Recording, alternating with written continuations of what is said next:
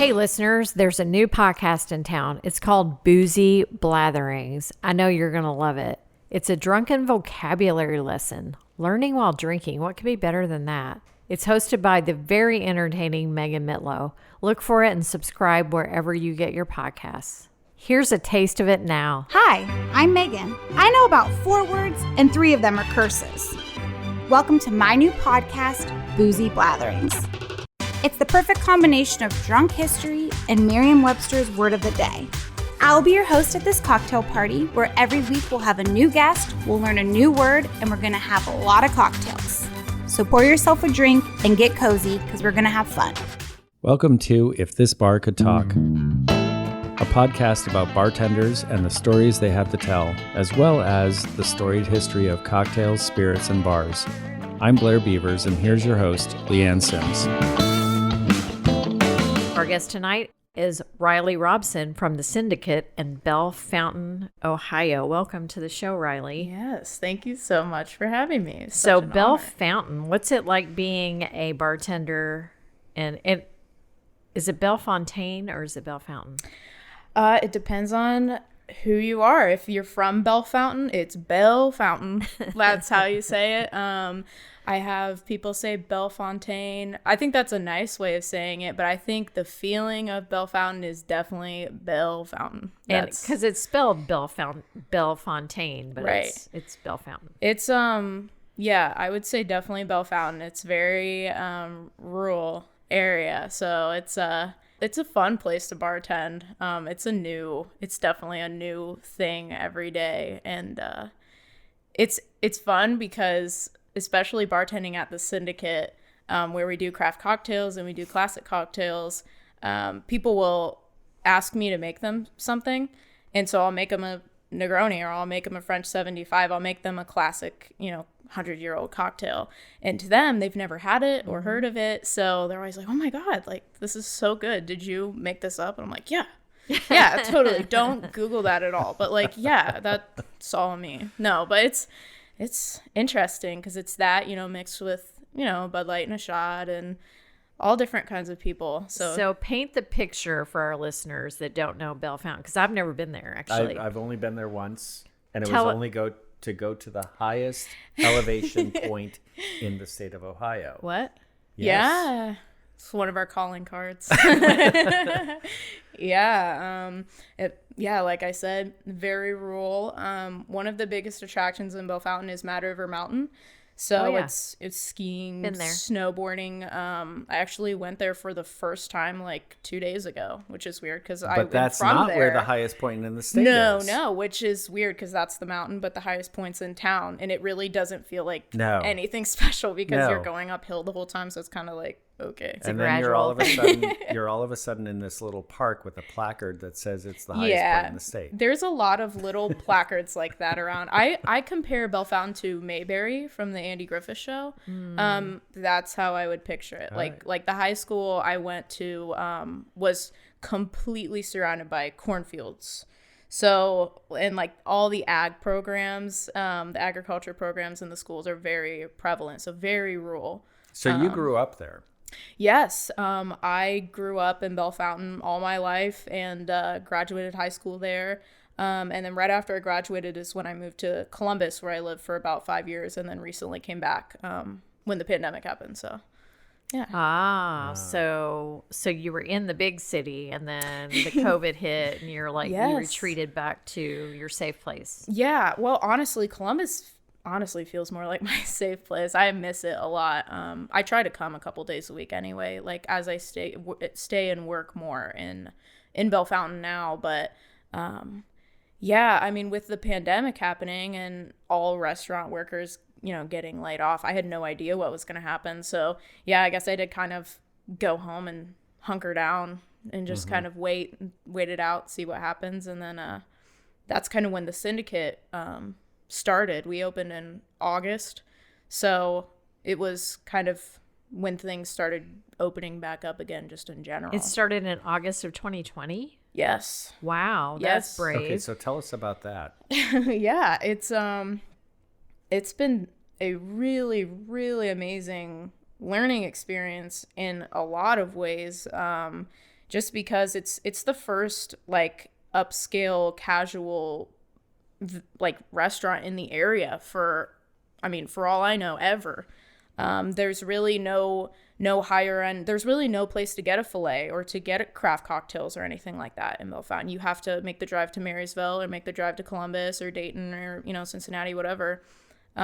So the owners, when they opened this restaurant, this concept, that itself was a big leap, because trying to make, this new thing happen in such a small town while still keeping it approachable, is easier said than done. Also during a pandemic, when laws and rules are constantly changing, keeping everybody safe. It was, it was a really interesting, like. So was it in the planning, like long before the pandemic, or? Yeah. So, well, they originally were just going to open the Syndicate as an event space. And then when the pandemic happened and everything got closed down, I think that's kind of when they decided that they wanted to make this a full restaurant, full bar, everything. So when they opened back up in August, they would be utilized more, because literally opening an event space in the pandemic's even worse than a restaurant, because it's for large gatherings. So, but the owners that own the Syndicate own a beer bar in Bellefontaine called bel-FOWN-ten, which has been very successful. It's been there for, I think, like 5 years, little over 5 years. Bel-FOWN-ten was a huge trailblazer in just bringing drinking culture to Bellefontaine, to like getting people to try craft beer. I mean, they really like paved the way for that. So at the Syndicate, we're kind of trying to do that with our dinner menu and the craft cocktails. Bellefontaine is now, kind of a little craft beer crowd that's very removed from a lot of other, like Columbus is, there's so many breweries and craft places in Columbus to go to. And in Bellefontaine, you're just so removed. You're like an hour away from everywhere. So it's, it's definitely interesting. So you're single-handedly turning the residents of Bellefontaine onto craft cocktailing. I wouldn't say single-handedly. I definitely have lots of help from all my good pals in Columbus, and I work with a lot of really good people in Bellefontaine that have this vision too, that want to bring cool stuff there, or even just. I mean, there's so many cool local businesses in small towns that can offer and inspire, the food and beverage industry more than they realize. So, but yeah, I'm definitely trying to, keep people's minds open to different kinds of things. Like we have a signature cocktail with egg white, which is very scary to everybody in Bellefontaine, which is one of my favorite things. Oh, same. I love an egg white cocktail.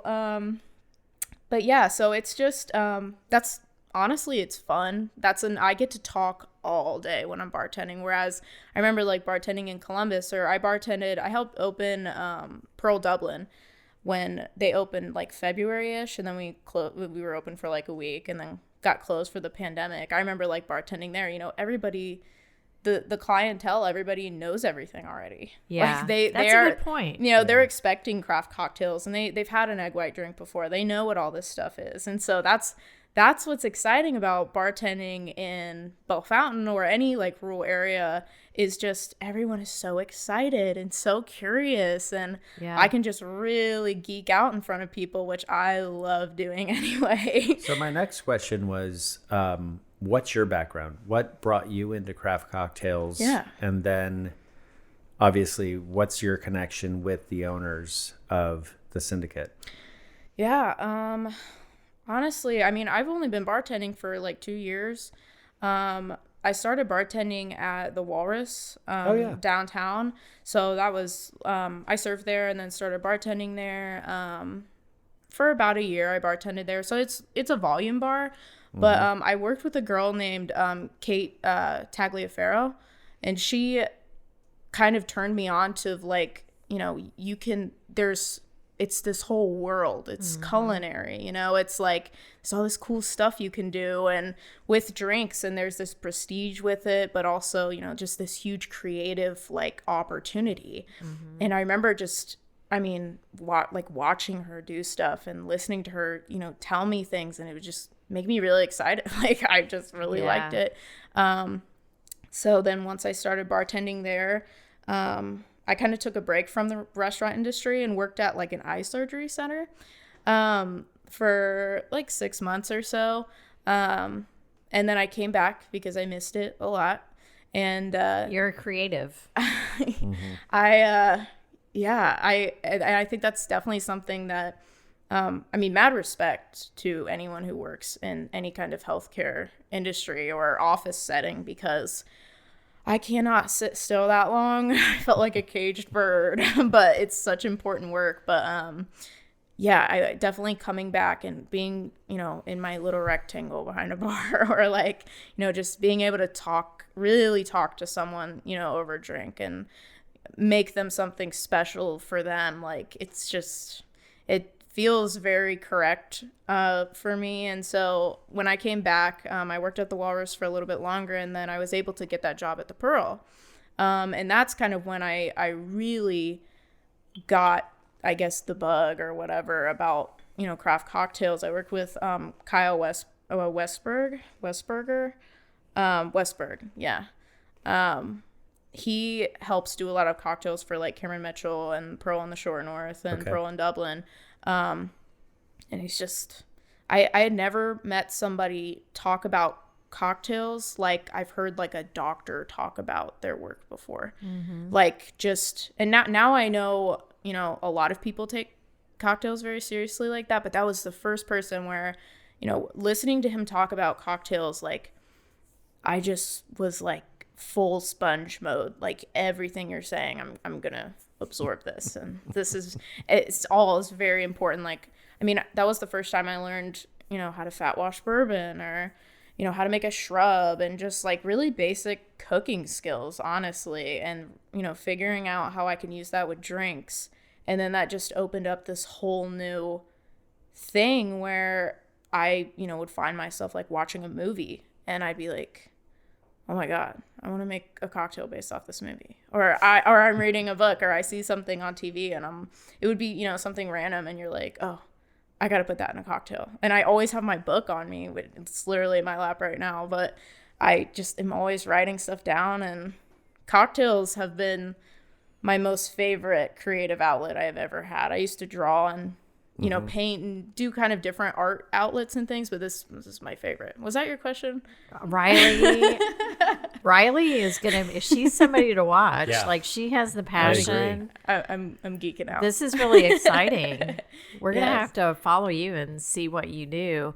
So thinking about, so two things. First of all, it seems counterintuitive to me that people in Bellefontaine who are farmers and know about farm stuff, which I do not, would be afraid of egg whites in their cocktail. Oh, no, I know. Yeah. But also think back, like just last week, people that came into your bar, what's the biggest question? Like, what do you ask most? Or like when they're looking at your cocktail menu, like what do they choose, or what is the biggest? What are they confused by? I think honestly, I mean, something to be said about Bellefontaine people. I mean, I myself being one of them, I guess, of course. They're so receptive, like most of the time. I mean, people are people, not everybody's receptive. Sure. But something about all these farmers, they're so receptive to information, depending on how you present it. Which, you know, I love doing a little cocktail triaging when I have people sit down at my bar, and, you know, I greet them and make them feel comfortable and, you know, show them the cocktail list. And I know they want a cocktail because they've heard that we have great cocktails, and they're looking through. And I think probably the most questions are just they've never seen vodka with this kind of stuff before. They've never, you know, they don't know what mezcal is. That they don't know, you know, it's just, it's really so untapped.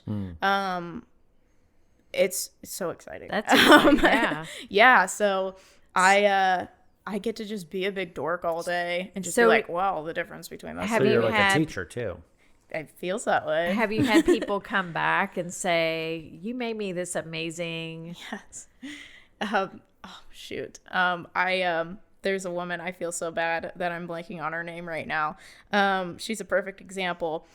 She'll come in like every Friday and she gets just a margarita.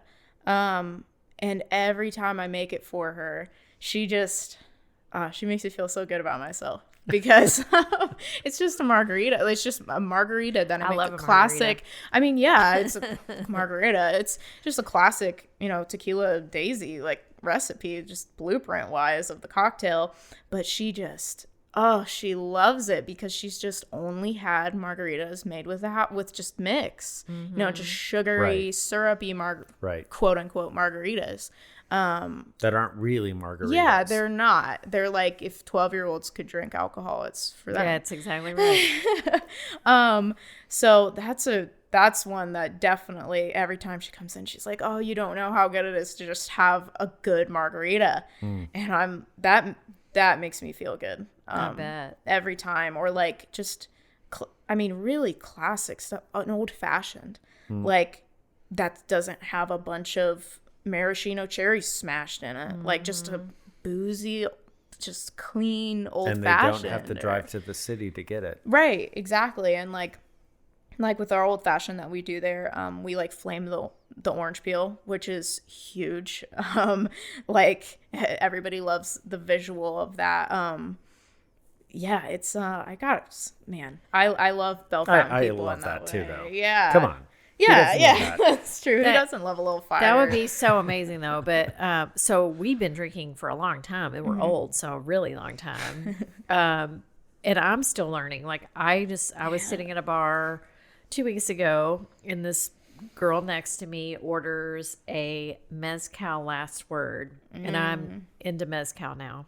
And I was like, "What?" Like that never occurred to me. It's my new favorite drink. Like there's so literally many. I've made 3 this week. Yeah. No, it's the best, and it's so cool. I love like spirits that they can like put different clothes on and act like other spirits. Like I love using mezcal in a bourbon roll. Like that's so fun to do. I'll make like a mezcal brown derby and put some like honey syrup and grapefruit and mess around with that. It's pretty good. So fun. Yeah, definitely. But yeah, Bellefontaine people they're very awesome guests because they're so open and they do get scared about some stuff, or they do have questions about stuff. And I feel like just being from Bellefontaine, I remember when I first moved to Columbus, and like you said, it is the big city compared to a rural area. And I remember going out to eat and not knowing what things were on the menu. And that's a weird feeling because that really makes you feel that, I'm this hillbilly. Like, yeah. I don't know what any of this stuff is. Sure. So like, when I'm taking care of people in Bellefontaine, I want to remove that and make it as approachable as I can, because it's not like these drinks are just for people who can pronounce them. These drinks are for everybody as long as they're 21 and older. Like, so that's definitely like one of my favorite things about it is just making these things accessible. Like I'm just a vessel, I'm making these things accessible to people who, you don't have to drive an hour to try something like this. Right. That's so fun. So I loved your phrase cocktail triage. Yeah. Yeah. I love that. I'm in the process right now of, I'm sure other bars do this, but I was just kind of thinking about it myself. But I want to get a pair of dice, and like one dice like has like fruity, boozy, spicy, and the other's like rum, bourbon, all the different spirits. So when someone comes down and they're like really overwhelmed, like, here, roll the dice. Whatever you roll, I'll make you something good. I like that idea. Yeah, I like it. That's awesome. I'm super excited about that. Yeah. So one of my favorite bar stories is Blind Lady Tavern, which sadly is closed, but Seth is now at Chapman's Eat Market. But I would go in there. One night I went in and I was like, I don't know what I want to drink. I just know I don't like sweet cocktails. And so he asked me some questions and I was like, I want it to be citrus forward. I don't care what spirit you use. Just make me something good. And he brought me this drink, put it in front of me, and it was an Aviation. And I thought that I hated an Aviation. It was a life-changing cocktail, and now I love Aviations because it was made properly with not too much of the purple stuff. What's that called? Creme de violet? Yes. But no, he would do the same thing. What are you feeling? What do you like? Yes. And I imagine in Bellefontaine, there are a lot of customers that would appreciate that. I don't know what I want because I don't know cocktails. I know what I like.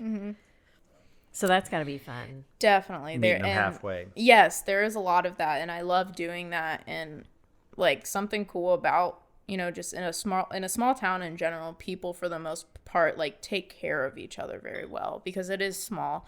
People take care of each other in Columbus a lot. I mean, it is a very small town feel, even though the city is large. Yeah. When you know the right people for sure.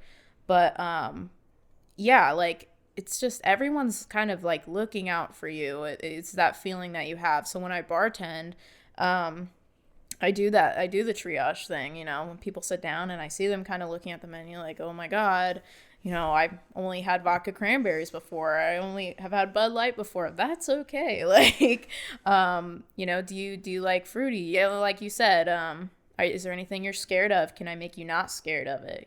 Just because you threw up tequila once doesn't mean tequila is bad. We've all thrown up tequila. It's okay. It's not the spirit's fault. Don't get mad at it.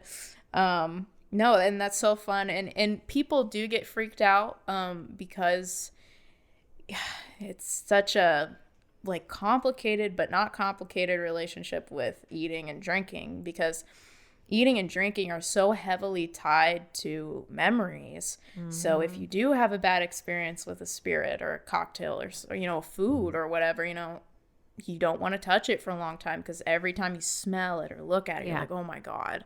That reminds me of that one time I, took all my clothes off and ran around town or whatever happened. Does that happen a lot, Reilly?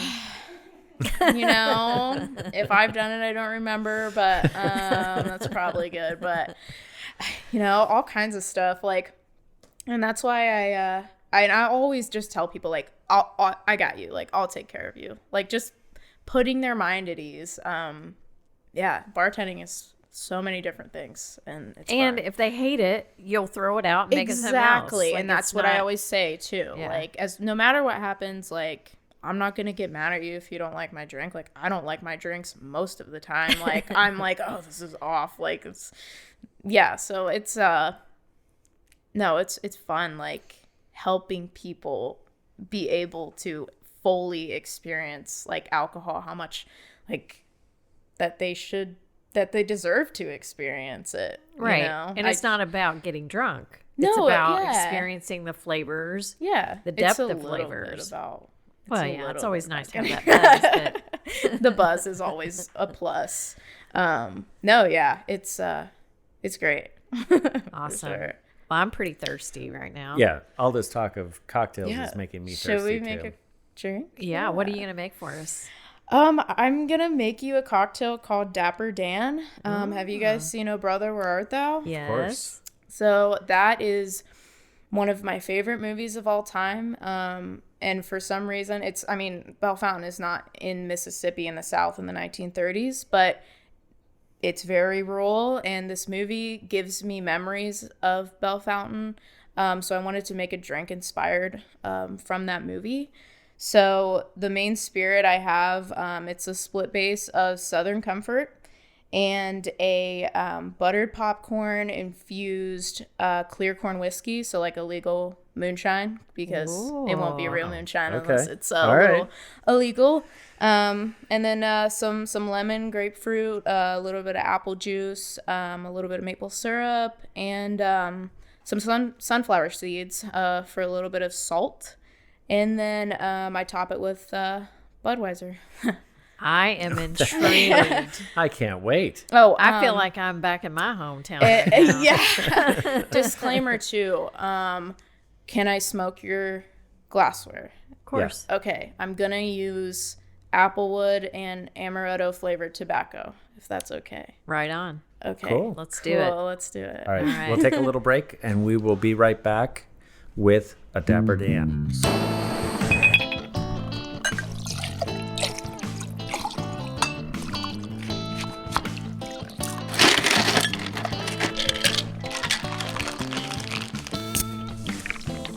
And we're back with a Dapper Dan. Yes. I'm so excited.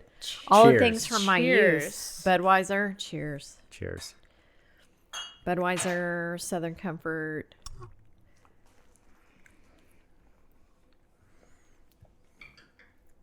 Tobacco. Smoking.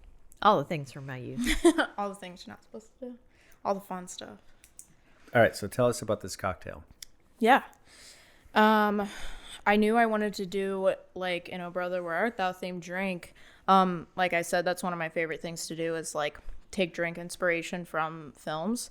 So I was trying to figure out like a flavor profile for it, and I knew for sure I wanted to use like a clear corn whiskey because through the movie they're drinking moonshine. And it took place in the 30s, so like kind of before and a little bit after the Prohibition, I think. Not sure what year it is exactly in the film, but so then I was like, okay, what moonshine do I use? And I just went to our state store, and there was a local like Hocking Hills clear corn moonshine, like Buckeye Lightning or something is like what it was called. Really? Yeah. And it was 120 proof. So I was like, okay, how am I going to make this not kick somebody in the face when they drink it? So then I rewatched the movie, like when I was trying to figure out this cocktail.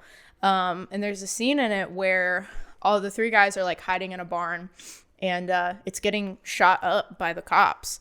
And there's a quote, some guy goes, "That's not popcorn, boys," or something like that with all the gunshots. And I was like, oh, popcorn. That's me watching a movie, is like everything's a drink. So I was like, okay, well, I'll do like a little like popcorn butter washed like clear corn whiskey, which is what I did. And I didn't really want the buttery flavor to be really intense in this. I just wanted to calm down like the bite of the moonshine. And so that's kind of how I got that. And then the Southern Comfort, I was like, I've never had like a nice drink with Southern Comfort in it before. And so I was like, the movie takes place in Mississippi. That's in the South. Like, I'll throw some Southern Comfort in there. And I was kind of weird about it at first, but I think it works okay. And do you guys like it? I do. Yeah. So I love your story. I love your process. Like, that is so fun. In drinking it, it's like, hell yeah. Brother, where art thou? So the first sip was a little too much beer because you're just floating the beer. Right. But once you get into the cocktail and then the beer is mixing in, Yeah. it's really, really good. I like drinks that change as you drink them. Yeah. Yeah, for sure. And that's why I like put the sunflower seeds in there too, because I like a salt element, so like a saline kind of element to a drink. And like as you're drinking it, the seeds, like the salted sunflower kind of like bleeds into the drink. Yep. And kind of as you're drinking it, you start getting that Southern Comfort out, and you start getting the grapefruit out and the apple juice and like all the different stuff in there. And yeah, like another thing that they did a lot in that movie was smoke tobacco, and they're in tobacco fields and stuff. And I almost made it like a tobacco simple syrup, but then I was kind of thinking about tobacco makes people sick to their stomach sometimes, so I thought maybe I just smoke the glass with it. And then I had to use the amaretto flavored tobacco so it wouldn't be too like in your face. I like it. I'm tasting it, but it's like you said, it's not overwhelming. It's like not too smoky. Yeah, it's like Yeah. you kind of smoked a cigarette like an hour ago, and now you're having a drink. It's kind of like Oh Yeah. my God. If I was told today that I was going to die in 6 months, I would immediately start smoking cigarettes again. right. No, Really? it's yeah. Really. Yes. I mean, I haven't smoked cigarettes Why in not? All the cool kids are doing it. 30 some odd years, but Yeah. oh yeah. Yeah. I would. So when you eat sunflower seeds, do you eat the whole thing, or No. do you? No. So that's another thing too. I was gonna actually make like a sunflower seed like syrup, but it was too sweet the way that I made it, so I just used, I don't know, the maple syrup. It's sweet too, but I felt like it went with it better. No, but with these seeds as the garnish, I don't know. When I was drinking this drink the first time, I was eating like kettle chips with it, and I really liked the way that it went. Like, this drink is very like bright and summery, and the beer and the grapefruit and the lemon, like it's very easy drinking. Like, I would want to drink this if I was running from the cops in the 30s, like through southern heat or something like that. So yeah, and the making bluegrass music. Yeah, the Soggy Bottom Boys. So I worked with a girl who would eat sunflower seeds, and she could remove the shell and eat this, and then just spit out the. Oh, I can too. You can? I played softball. That's like a very yeah. special talent. Yeah. Oh yeah, I spent some time in the dugout for sure. Let's see it. Let's see you do it. I want to okay. see you do it. It's like the not as sexy tie a knot with a cherry stem. spit a sunflower seed out. Spit it into your espresso cup.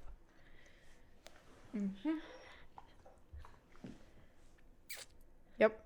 Oh, Nice. I'll put in a handful and do that. That's talent. Right And there. that's another thing a lot of Bel-Fountain people can do is, I guess, that sunflower seed. I didn't know that was a crazy thing. Yeah. I A can't lot do of it. baseball Well, players in no, I Bel-Fountain. can't do that. But growing up in Rochester, I can debone a chicken wing Oh, that's so in one disgusting. pull. That's disgusting. Nice.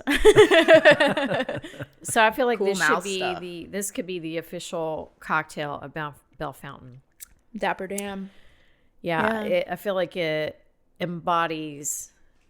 Well, I shouldn't say this because I don't really know Bel-Fountain, but I feel like it's what I think of would embody what the people Rural of Ohio. Bel-Fountain. Yeah. Yeah. It's It's really delicious. And I don't mean that Thank in you. a Thank disparaging you. way. It's very good. yeah, It's no, got a lot it's going on. It's no, delicious. I think you're right on the money. This is a very Bel-Fountain drink, and that's another thing. When I was making it, I was like, I want this to feel like, you know, the country, like Bel-Fountain. And like your customers would want it. They would love this. Yeah, Yeah. I'm sure. Anything wouldn't? with a little beer in it, for sure. Yeah, I've been messing around with a lot of beer cocktails lately. I'm really into that right now. I like that idea. I always so on our cocktail tour we have some breweries, and they never really did beer cocktails. They would do Little like bit. beer reductions, Yeah. Yeah. but not like beer cocktails. Yeah. I feel We like had a that's beer a simple missed show up once, but yeah, missed opportunity because there's so many beers, Yeah. great beers, and Yeah, and it's a cool, like, even to substitute like a bitter element. Like, one of the cocktails that's going to be on the spring menu at the Syndicate is going to feature like an IPA syrup.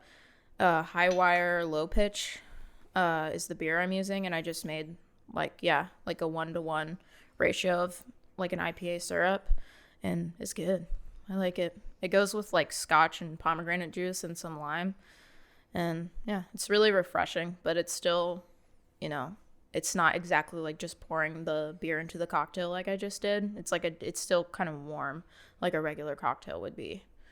so tell us more about the Syndicate. How big is it? Like a really big place? Is it like what would Yeah. you compare it to? Yeah, it's a pretty good size.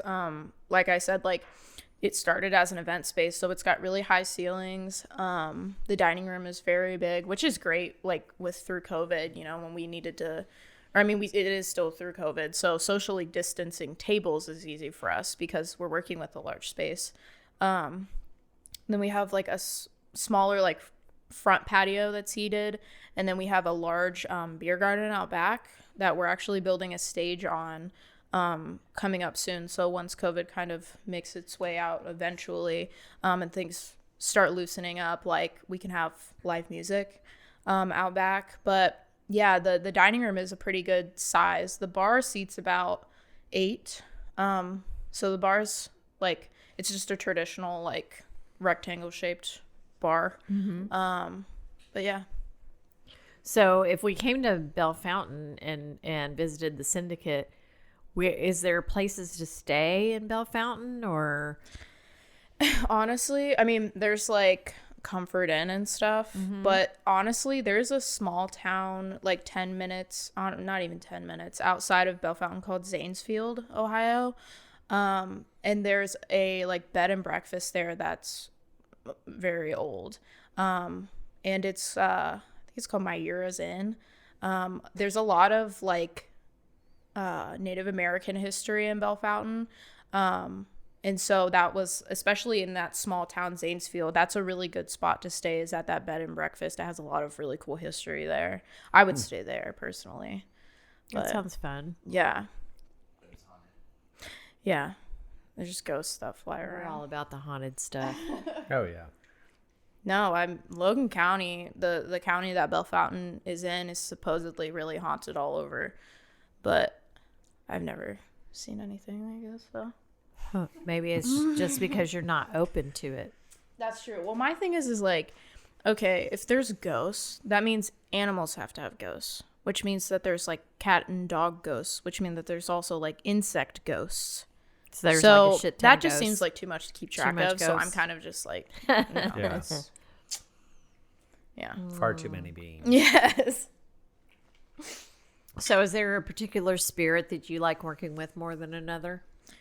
No, honestly, I like all of them. And sometimes like when I go about, trying to make a drink, I start with different stuff like every time. Like sometimes I'm like, I start with the spirit for sure. I want to use this.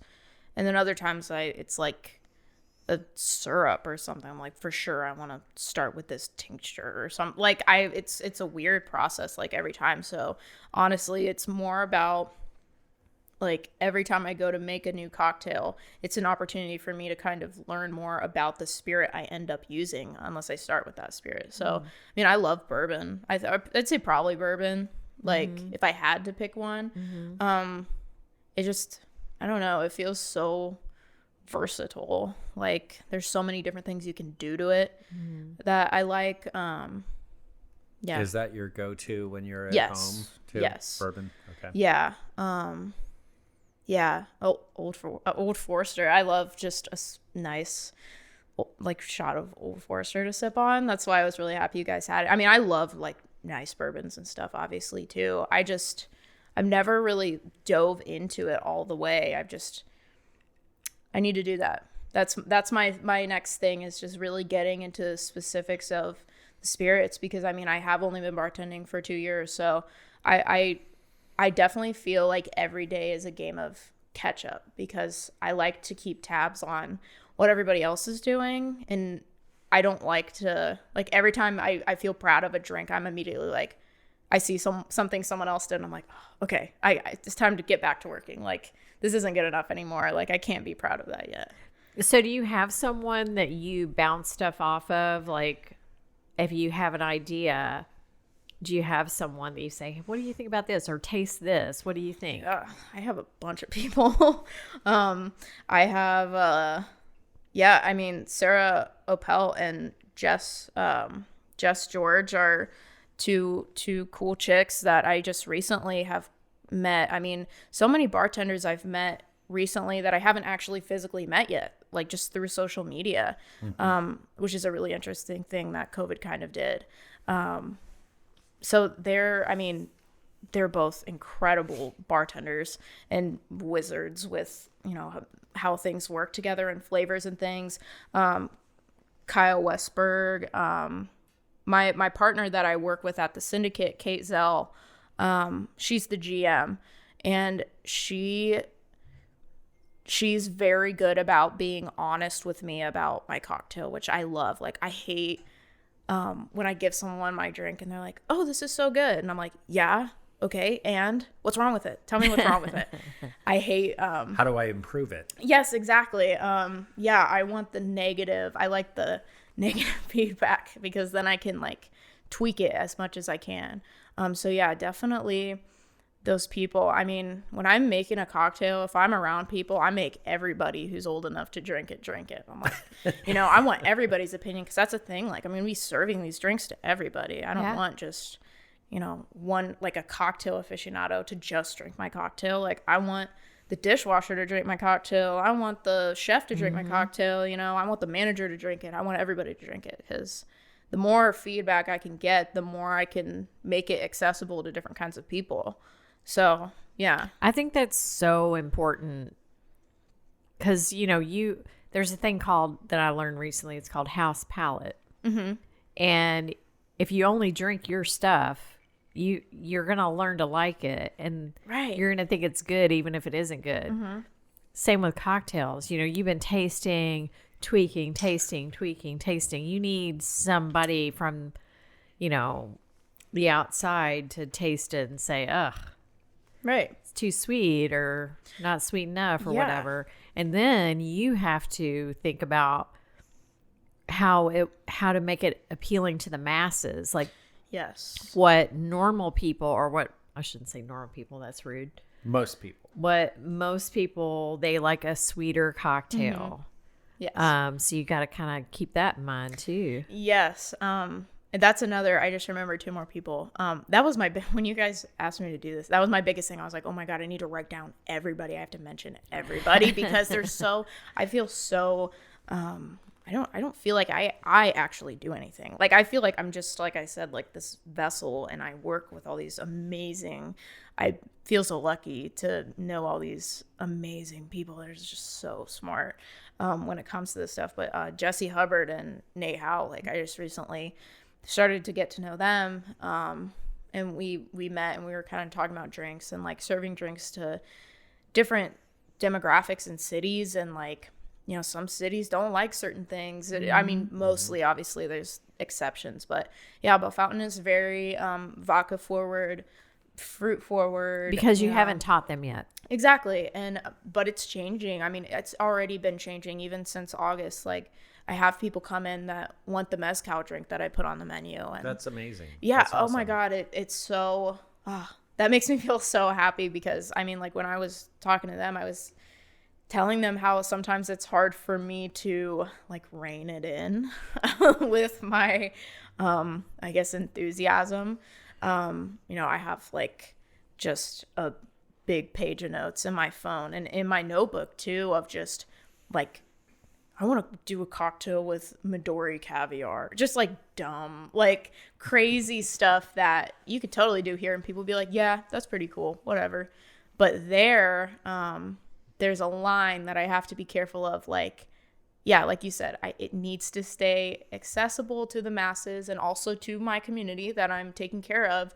But also, I love cocktails. I love being creative and messing around, and I just, have my little, what's it called, a Rolodex in my brain, just like fluttering through all these weird. She's too young to know Rolodex. I think so. Hey, I mean, I got the word right. I feel pretty proud of myself. So it's funny. No, you did. You did, yes, Thank yes. You. The large booze houses, the Diageos and the Beam Centauris of the world.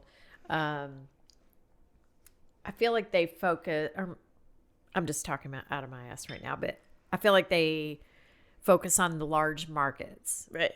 I feel like that's a missed opportunity for them.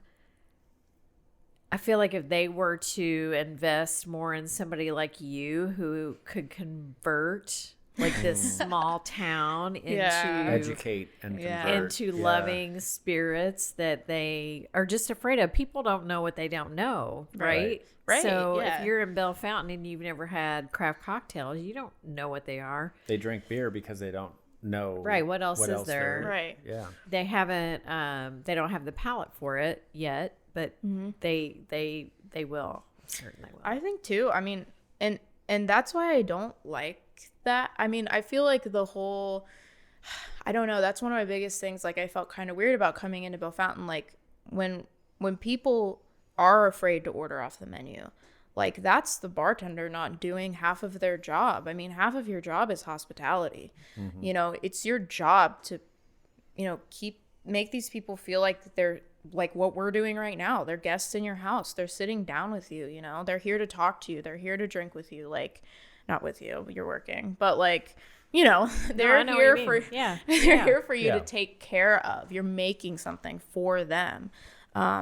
So it makes me, I don't know, it makes me feel like weird when that mark doesn't get hit, because, you know, when you can't make that connection with that person across from that, you know, whatever 3 feet of wood or marble or whatever your bar top is, then you're missing half of your job. That's why I'm a big proponent against snobby bartenders. Like, you're not doing your job right, in my opinion. I guess, you know, you can be the best person at making drinks in the world, and, you know, you have your flavor Bible and your little matrix and whatever, and you know how all the flavors work together, and that's, of course, that's super important. But, you know, you're on a stage, people are looking at you, you know, you're dancing behind the stick, and like, it comes with a responsibility of making people feel comfortable, because one, money wise, they're not going to come back, but mostly, like, you just, I don't know, like, why would anyone want to miss out on the connections that you can make through drinks and food and just talking, you know? Well said, young lady. Thanks. Well I'm very passionate about that. We wholesheartedly agree with that. I love sentiment. it. Yeah. All right, so Reilly, do you have any good bar stories? I kind of have like reoccurring instances, like nothing one particular, but working in volume bars in the past, people like to, you know, get very drunk and excited, and, you know, pre-COVID, it's lots of people around, people get in bar fights, you know, stuff like that. So there would be a lot of instances of me having to kick people out of the bar, Sure. or get them rides, you know, depending on how drunk they are. But I remember working at the Walrus. Our entire bar team almost was a bunch of very small women.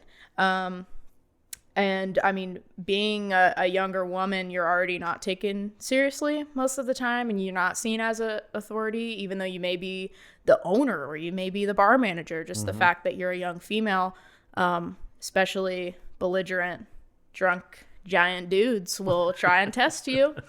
So, you know, there's been a few times where we've had to get creative on, you know, breaking up bar fights or throwing people out. And I used to work with this girl, and her name is Corey, and she's a great bartender, very awesome person. She has this very like high, airy voice, and it's just a really calming sounding voice. And I remember her, I thought this was so cool when she would do it. She's such a badass. There would be this big, dumb, drunk guy like hulking out at the bar, and she would just go over and be like, "Hey, come here, like, come with me," like in this like Marilyn Monroe voice. And he'd be like, "Yeah, okay." And she just put her arm, you know, around him, and they'd, you know, walk out the length of the restaurant. And then all of a sudden he's getting thrown out of the bar, doors locked, he's banging on the windows, and she's like, "Bye." That's awesome. Yeah, that I remember being a younger bartender, seeing that, and it just giving me so much hope that like, oh yeah, like I could totally take this situation in my hands when I have a big drunk asshole at my bar. That's awesome. Yeah, a lot of that. A lot of like cleaning up puke sometimes is, as a bartender, like depending on the bar you work in, you can definitely be a janitor too, for sure. Janitor, therapist, cook, everything. Should probably get paid more. It's fine. What are the hours of the Syndicate? Where is it located? Yes. So right now the Syndicate is open Thursday through Sunday. Thursday it is open 4 o'clock to 11 now that the curfew has been lifted. Friday it's 4 to 11 as well. And on the weekends we have brunch. So Saturday and Sunday brunch is from 10 to 2. And then Saturday evenings we're open for dinner service. Sunday we're just open for brunch. And then the address is 213 South Main Street, Bellefontaine, Ohio. So if you're in Columbus, it's about an hour drive, but there's cool stuff along the way. I mean, 33 is a crappy drive because it's just a straight shot. But Bellefontaine is a nice, blossoming little town. There's lots of little boutiques and fun places to eat and, syndicates. And you can go to the highest point in Ohio. The highest point in Ohio. While you're it's there. The best. And the Syndicate is on Instagram. I think it's just Syndicate Downtown is the handle. Let me double check that really quick. Do you have a cocktail called Highest Point? Or Tip Top? We will. Writing that down right Tip now. of Ohio. Top of Ohio. Yes. No, that's such a good idea. I'm trying to figure out. Now my brain's wheeling because I'm trying to figure out what I would put into it. Oh, okay. So the Instagram is just Syndicate Ohio. Syndicate, Ohio. Yeah. And yours? Oh, mine is just Reilly Robson. ReillyRobson. It's weird. Riley is one of those names that people get weird about spelling. It's just like the auto parts store, O'Reilly's. But yeah, and There's a bunch of spellings. Yeah, and if you're in Bellefontaine, hit up Native Coffee. It's the best coffee place in town. That's another place that's doing what we're trying to do at the Syndicate, is pushing the culture through drinks, and they do a lot of really cool stuff there too. Nice. Yeah. Well, Reilly Robson, you have been just a delight. And I think it's going to be really exciting to follow you and see what you do in your career. So we will definitely do that. And I think we need to do a little mini road trip up to Oh, Bellefontaine. 100%. Definitely. Come see me. I'll buy you It's around. happening. For Well, Or do a brunch or something. awesome. Sounds great. Yeah. Thank you guys so much for having me. Thank It's you. Such an honor. It's so exciting to talk to somebody just starting out and So enthusiastic. passionate. Yeah. And you have some great mentors. The people that you Yes, I named do. are really wonderful. So Yeah. I feel like we're going to see great things from you. And, I understand the lure of the big city, but I think you should consider staying in Bellefontaine and converting Yeah. the people there and teaching them about the amazing spirits. It's more of a calling. Yeah. Definitely. Awesome. Yeah. Well, thanks again for coming. We appreciate it. Thank you guys. Cheers. Cheers. Cheers. Listeners, please rate, review, and subscribe to our podcast. Follow us on Facebook and Instagram at Seabus Craft Cocktail Tour, and visit our website at columbuscraftcocktailtour.com for cocktail tour dates, women and whiskey tastings, and other events and merchandise. Thanks to our producer, Greg Hansberry, and to the biographer for our original music. Please remember to drink responsibly, tip appropriately, and be cocktail curious. Cheers!